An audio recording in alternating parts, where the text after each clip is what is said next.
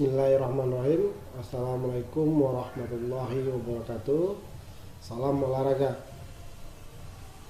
Baiklah, pada hari ini kita berjumpa lagi pada pertemuan kedua pada mata kuliah organisasi dan sistem pertanian bersama saya sebagai dosen pengampu Joni Taufik Hidayat MPD.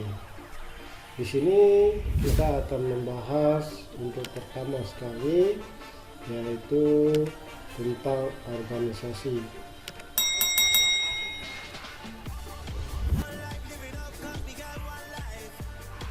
Di sini ada pengertian dari organisasi, yang mana pengertian dari organisasi itu ialah suatu wadah yang di dalamnya terdiri dari orang-orang, sarana, biaya, dan tujuan yang terorganisir dengan baik untuk mencapai suatu tujuan.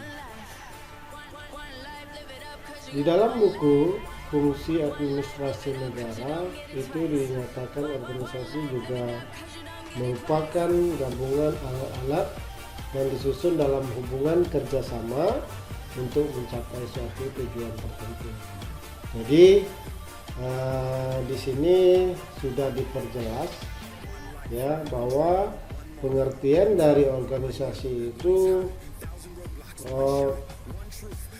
sudah tertera ya dengan baik dan teratur, dan yang paling penting dalam pembuatan atau pembentukan organisasi itu mempunyai tujuan yang jelas ya. Jadi nanti jika adik-adik ingin membuat suatu bentuk organisasi, otomatis adik terlebih dahulu membuat tujuannya ya.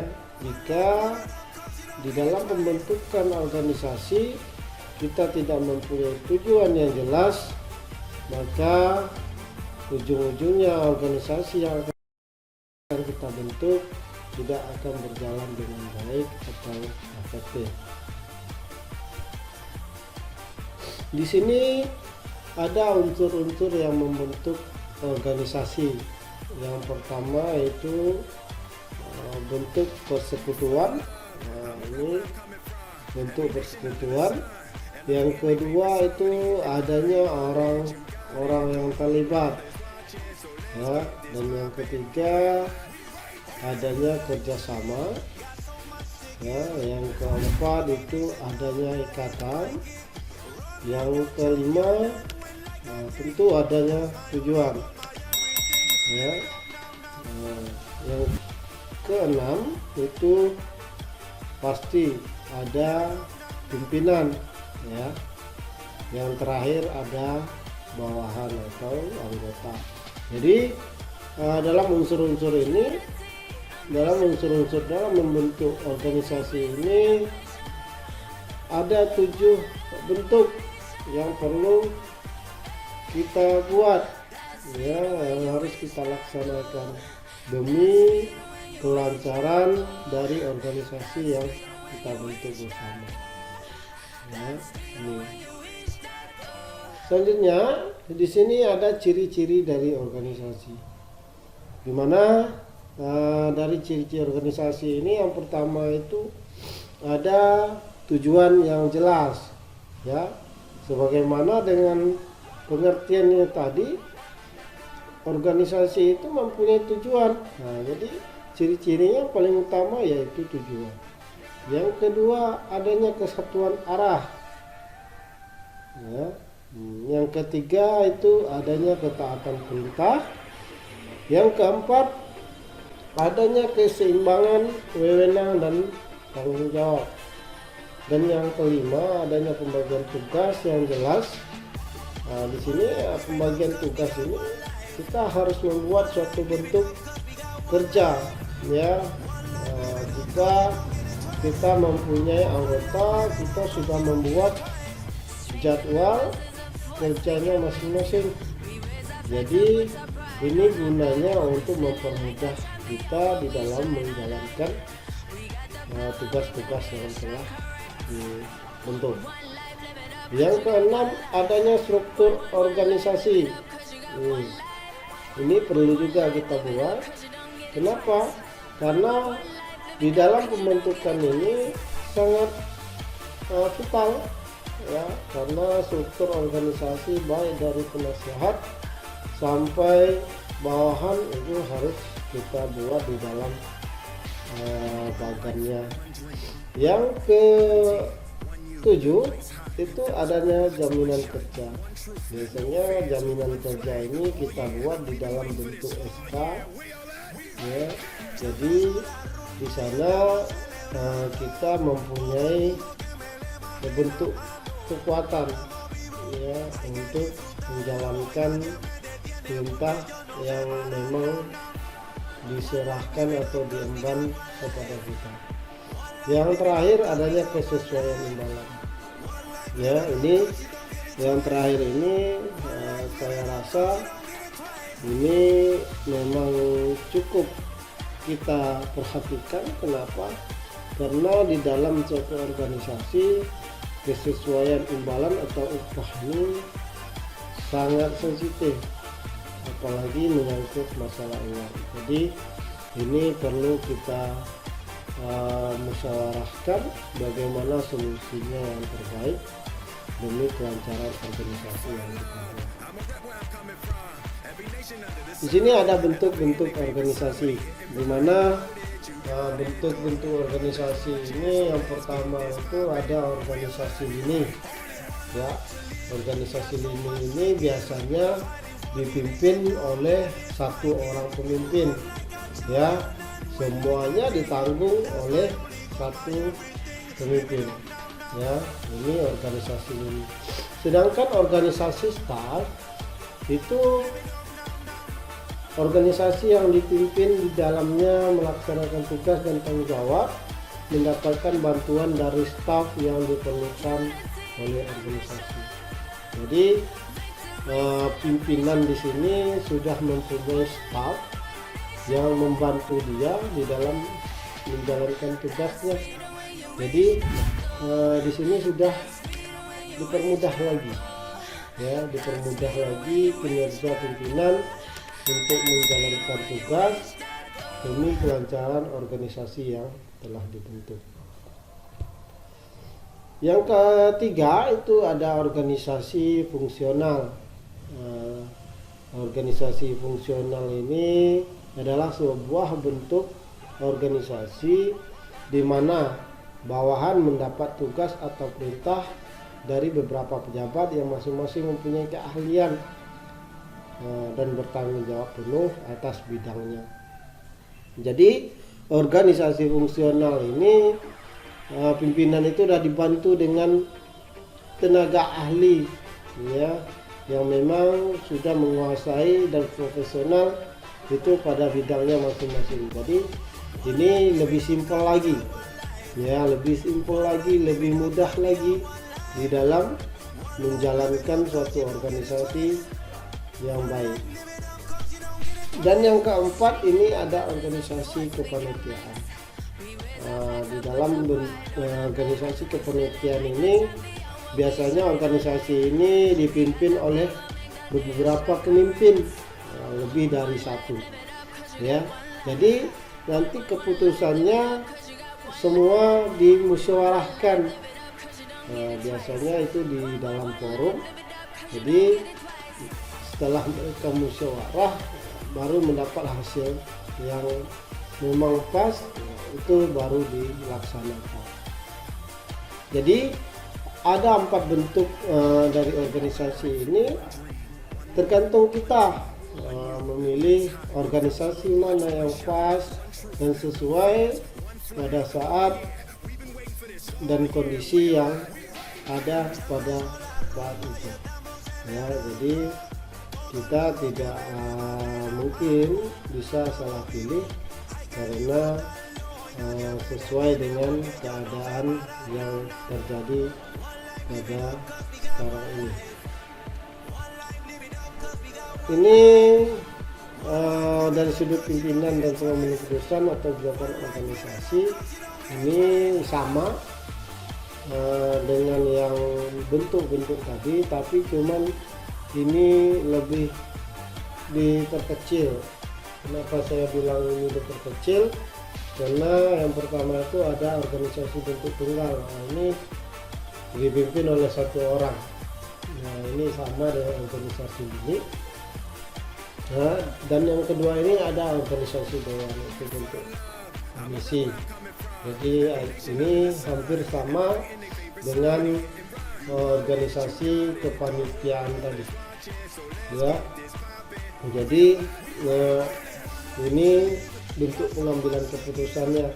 Kalau yang bentuk tunggal itu ada organisasi lini, organisasi TAW, dan organisasi fungsional. Sedangkan organisasi dewan ini itu cuma satu, yaitu organisasi dewan, ya.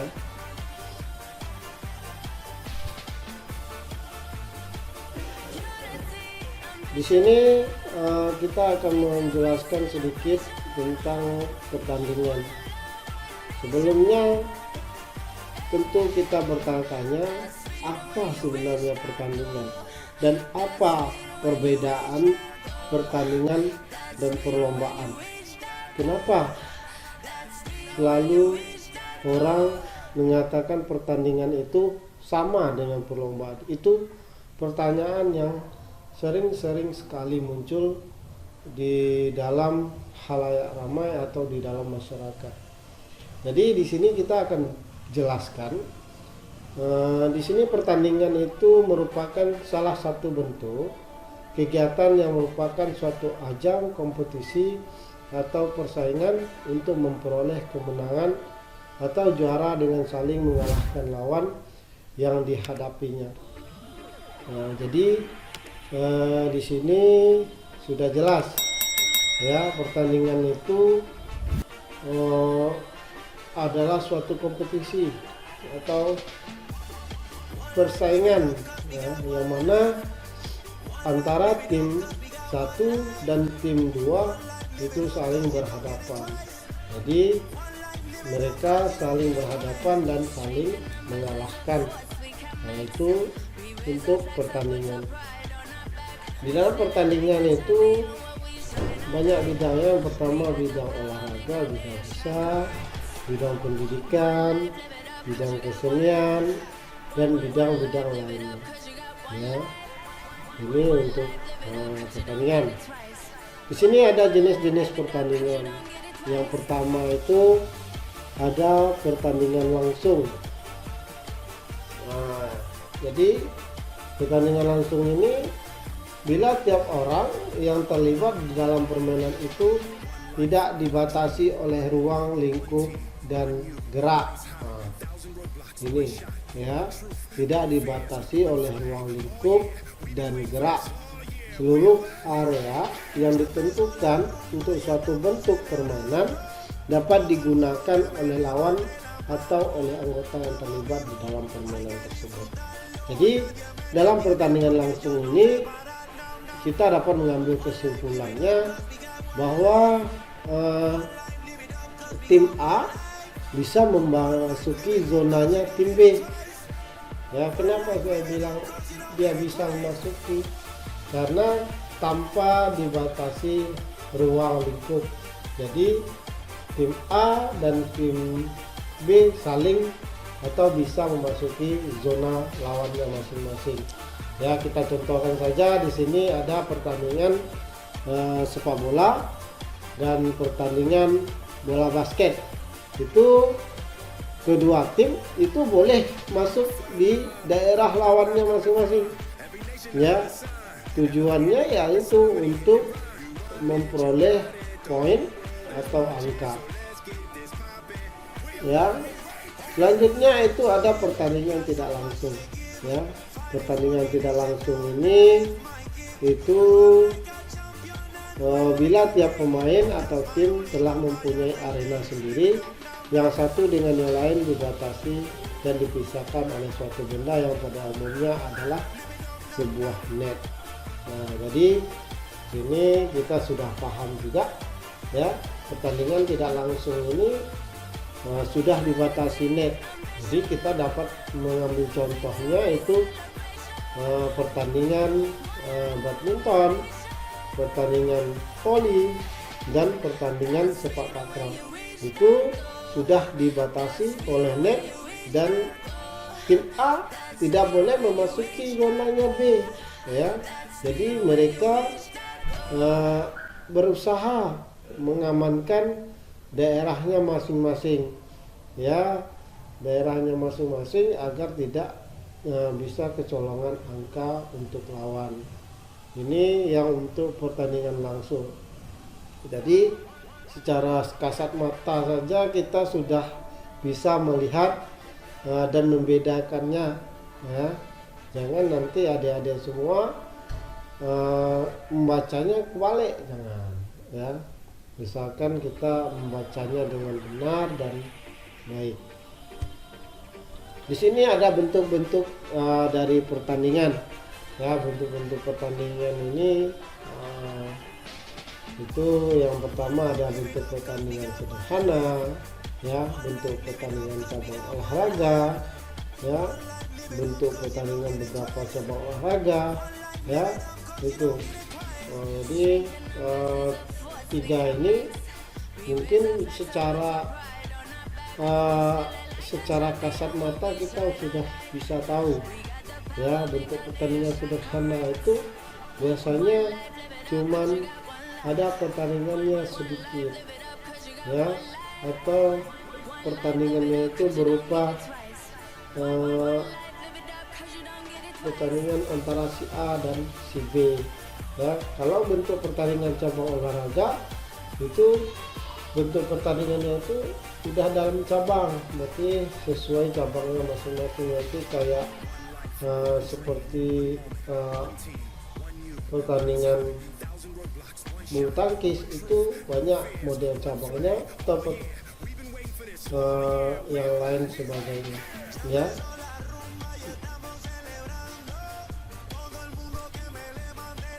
Di sini kita akan menjelaskan juga pengertian dari perlombaan. Perlombaan itu suatu bentuk kegiatan yang dilakukan untuk kemenangan, di mana masing-masing orang terlibat dalam perlombaan itu berusaha untuk lebih unggul dengan cara mengatasi waktu, jarak, beban, dan penguasaan gerak. Ini untuk perlombaan, ya.